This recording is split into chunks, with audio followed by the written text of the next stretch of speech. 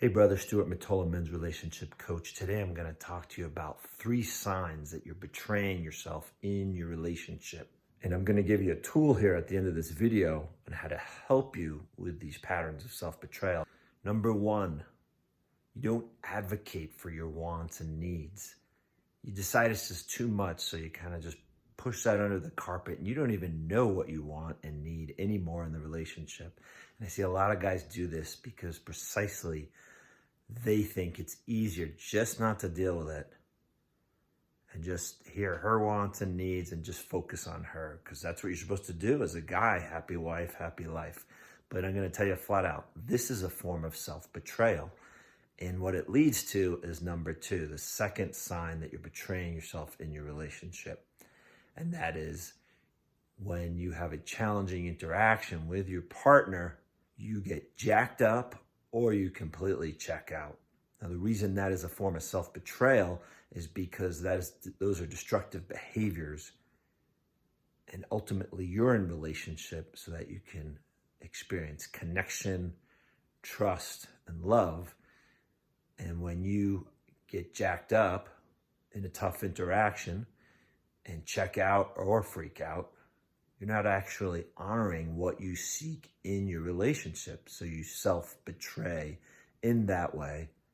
And number 3 is you don't set healthy, strong boundaries with your partner when abusive and destructive behavior is happening. Now, the reason that's a form of self-betrayal is because you are not honoring the inherent respect that you would have for yourself as a healthy individual. No healthy individual is going to allow anybody to step on them, attack their character, report back to them about their history of you did this then, you did this then, and you did this recently. Like as if she's keeping score on you. And instead, you're going to ask her to speak explicitly about what's going on now. And so setting a strong boundary will allow you to engage in productive behaviors instead of betraying yourself and taking on a ton of stuff is ultimately abusive to you and your relationship. So again, number 1, not advocating for your wants and needs. Number 2, freaking out or checking out when conflict happens. And number 3, not having strong, healthy boundaries with your partner and taking on self-abuse. And so the tool I want to give you is simply this. And it's something you got to practice in the moment when you're noticing if any of those 3 behaviors are happening. So number 1 is to feel that deprivation to the deepest parts of your bones.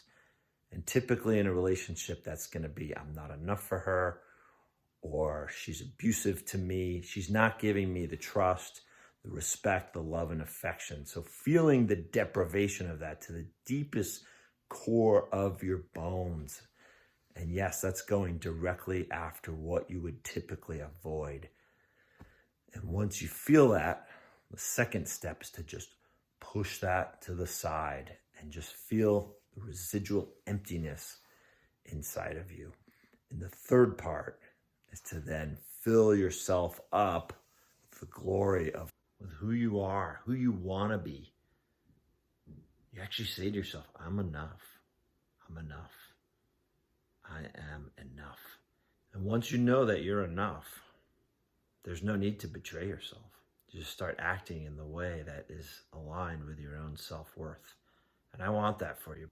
And one of the ways that you can master this practice is to have accountability and to be in the presence of other men who are going after what they want in their relationship and reversing patterns of self-betrayal as well. And that's something we do in my Tuesdays men's relationship tools call. It's free and confidential.